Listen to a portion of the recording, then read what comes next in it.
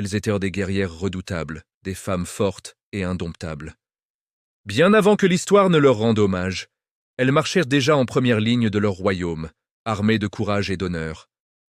Les Amazones du royaume. Du Bénin ne sont pas une légende, elles sont la mémoire vive d'une Afrique puissante, souveraine et profondément féminine. Dans cette vidéo que je t'invite à écouter jusqu'à la fin, viens découvrir l'Afrique profonde, l'Afrique de tes ancêtres, l'Afrique où les femmes défendèrent des tribus entières. C'étaient des reines des sabres et des lances qu'on nommait les Amazones du royaume du Bénin. Il fut un temps, en Afrique de l'Ouest, où les guerriers les plus redoutés n'étaient pas des hommes. C'étaient des femmes, des combattantes, des piliers d'un royaume.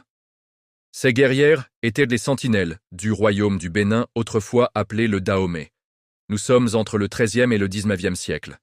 Dans l'actuel sud du Nigeria, s'élevait l'un des royaumes les plus avancés d'Afrique, le Dahomey ou royaume du Bénin.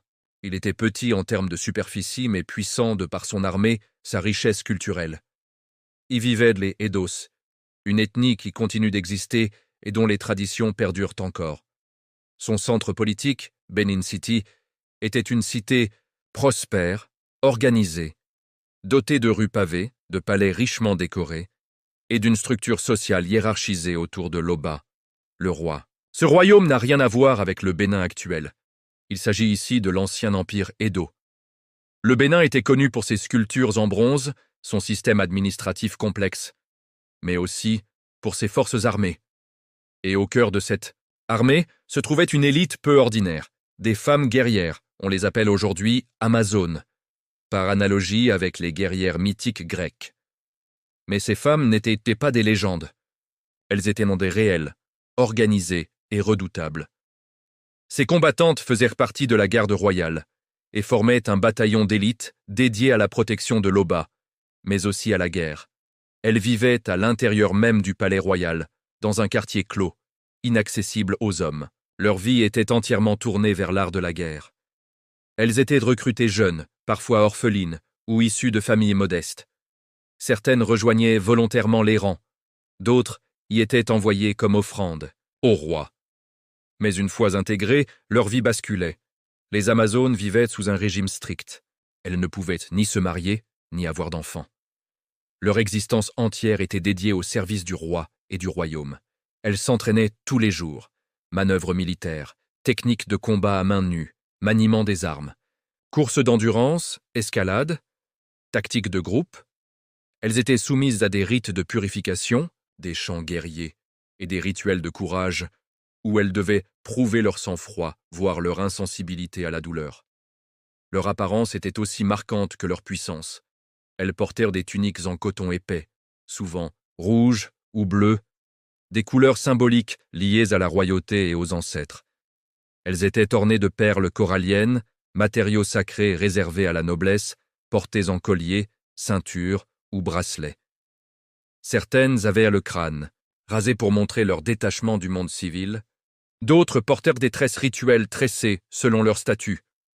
Côté armement, elles utilisaient des lances courtes pour les combats rapprochés, des sabres incurvés, des poignards de jet, et plus tard, grâce aux échanges avec les Européens, des mousquets à silex ou des fusils modifiés. Contrairement à ce que l'on pourrait croire, ces femmes ne restèrent pas dans les murs du palais. Elles participaient activement aux expéditions militaires, elles ouvraient souvent les offensives en première ligne.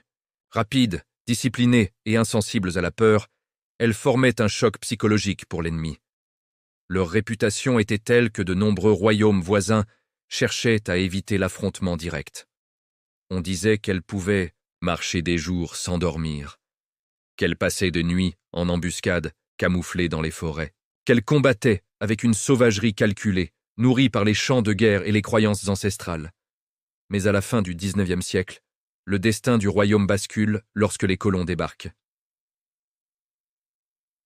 En 1897, l'Empire britannique lance une expédition punitive contre le royaume du Bénin. C'était un prétexte pour avoir accès aux richesses du royaume, un contrôle sur le commerce et l'accès aux nombreuses ressources du sud nigérian.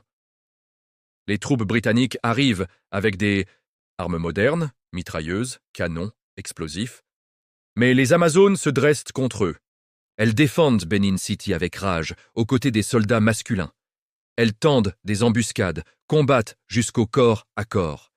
Mais malgré leur courage, elles sont dépassées par la puissance de feu coloniale. Benin City est incendiée. Le palais est pillé. Loba est exilé. Le royaume est annexé. Les Amazones sont massacrées, dissoutes, effacées de l'histoire officielle. Aujourd'hui encore, peu de gens connaissent leur nom. Les livres d'histoire occidentaux les ont ignorés. Mais dans les mémoires, dans les traditions orales, elles vivent encore. Des sculptures en bronze et en ivoire représentent leurs exploits. Des chants les évoquent dans les villages Edo. Ces femmes ont existé. Elles ont combattu. Elles ont dirigé, résisté. Et pourtant, elles ont été oubliées. Mais nous sommes là pour les rappeler. Les Amazones du Bénin ne sont pas un mythe. Elles sont la preuve qu'autrefois, en Afrique, le pouvoir militaire n'était pas réservé aux hommes. Elles étaient la force. Elles étaient la résilience. Elles étaient les guerrières du royaume du Dahomey. Elles ont été et sont le symbole de la force, la bravoure et la résilience des femmes. Elles méritent qu'on leur rende hommage. Hommage à elles et au vaillant royaume du Dahomey, actuel Bénin.